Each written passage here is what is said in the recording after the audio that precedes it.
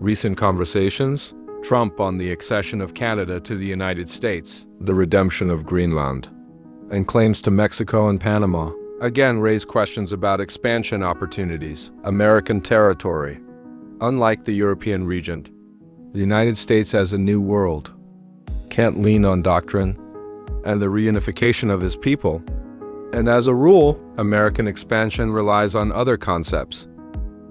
And in this issue, we'll talk about claims, United States to other lands. What are they justified for, and how the United States expanded at all? The genesis of the United States is quite different from European countries because the lands of the United States are lands who are still in distant times colonized by European peoples and then separated from them, creating their own political nation. Further development of the United States and similar countries, also built on migration and on the mass attraction of people from abroad. What's going on so far? Because the very concept and regions, if applicable to the United States in its specific sense. The United States itself began with 30 British colonies on the East Coast, United States, who started a rebellion against the British Crown. As a result of the American Revolution, a new state appeared on the world map, United States, which then called North American United States. As we see, these territories are several times smaller than modern lands. United States. Expansion of the United States. Several methods. First, colonization of land. For example, after the creation of the United States, restrictions have ceased to apply, imposed by the British Crown, which limited the expansion of the colony to the west. British people were considering it as a threat to its influence in the region, and also not wanted to get involved wars with Indian tribes. Newly created American state in reverse was interested in expanding lands, displacing the Indians, which led to regular warriors with them. As a result of the de facto elimination of indigenous peoples in the modern United States. Second is buying territories. So by Louisiana Purchase, the United States acquired a quarter of its current territory. It took place in 1803, and the lands were bought from France. They were underpopulated, and the problem of Indians also remained, but solved by the usual methods.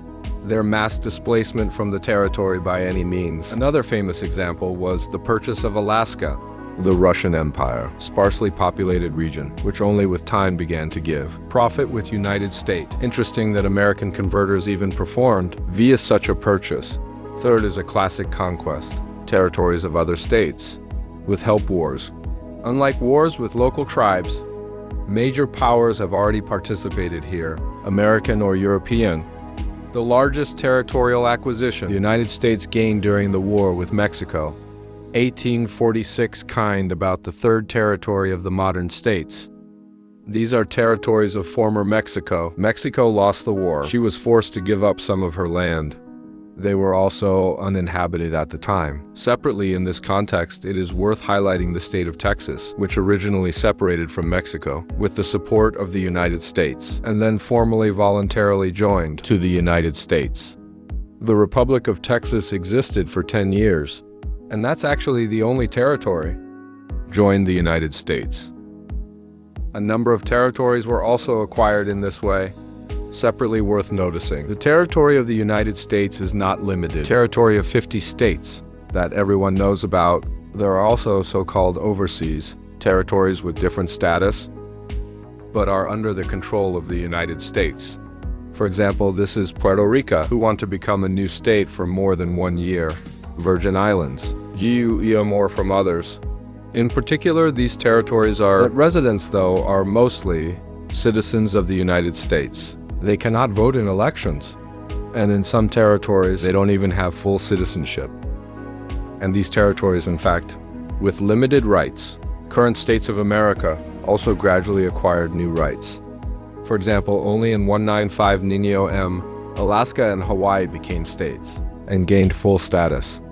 The United States even owned colonies, or semi-colonies, in some periods of its history. Official colony can only be called Philippines, who only after the Second World got independence. An interesting experiment was the creation of Liberia in Africa. Freed slaves moved there and tried to create a new society. The state was addicted at first from the United States, but eventually gained full independence. Cuba has also been around for a while, under American control. After independence, the influence of the United States in the world grew every decade, and beyond the land, formerly owned by the United States, somehow appeared different dependent territories or regions. The United States has actively intervened and continues to interfere in the affairs of other countries, which gives her the special status of world hegemon. The famous Monroe Doctrine originally appeared to many. The actions of the United States were limited. American continent. The intervention of European countries was as hostile. Under this doctrine, the United States supported liberation movements from European metropolises. In 1900, the doctrine was expanded by Theodore Roosevelt and became known as the Doctrinal Big Baton. This meant that the United States directly must intervene in the affairs of American states and settle conflicts. If they arise, the United States became the world hegemon. After the First World War, being on the winner's side, Bedroelson published his doctrine of moral diplomacy, speaking of what? United States should interfere in the affairs of other countries in the name of democracy and universal values which the United States should defend. A doctrine became the basis for modern American politics and only strengthened after World War II, when the Cold War started and a bipolar world was formed. Subsequent doctrines, Truman, Eisenhower, Carter, and Reagan, were about confronting the Soviet Union and support for various democratic regimes around the world. Special activity of the states was observed in the 20th and the 21st century. The American government participated, one way or another, in all major conflicts. On the world stage, it's like world wars and various regional conflicts. Frequently intervened in other countries or occupied them. Despite such power and opportunities, the United States in these centuries actually stopped practicing anorexia, territory and expansion of their land. States' influence spread thanks to other methods. Economic influence, loyal government, military threat, and so on. There was no point in conquering and annexing land. Going back to today's topic of rhetoric, Trump, then, in fact, government. States can pursue completely different goals than the real anorexia lands. Trump's claims to Canada, in the first place, related to trade, free and free trade.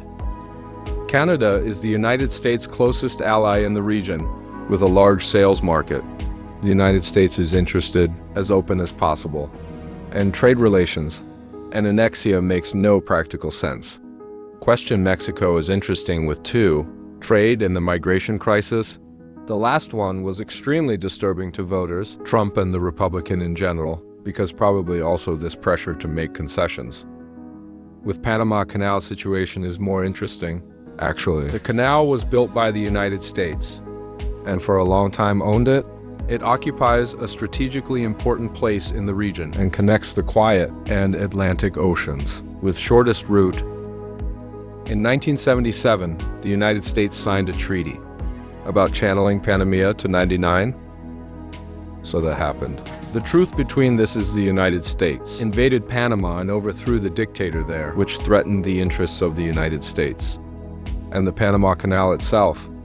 It shows how important this channel is to the United States. And why does Trump cling to him like that too? Moreover, in the orbit of Trump's attention got and then the Chinese investment began to actively enter the country, which also runs counter to the state's interests in the region. Well, the last is the most interesting. This is Greenland ransom, what Trump insists and says about that the security of the United States depends on it. There's already an American military base there. However, Trump insists that the United States needs an outlet to the Arctic to confront Russia and China. With Island is more interesting. It's sparsely populated. There are only 60,000 residents and has a not loyal population. Locals have long sought the independence of Adania. They have wide autonomy. Because this purchase is considered more real than joining Canada or another territory. However, the Danish government rejects such plans. Summing up is worth saying. The United States throughout their story has seriously expanded their lands. However, with the acquisition of world influence stopped it. DUA influence began to reach in other ways. Current Trump rhetoric can be aimed at trying to push through on concessions a number of governments. Thanks to everyone who supports our channel on Patreon or a sponsorship subscription on YouTube. This allows the channel to continue to function.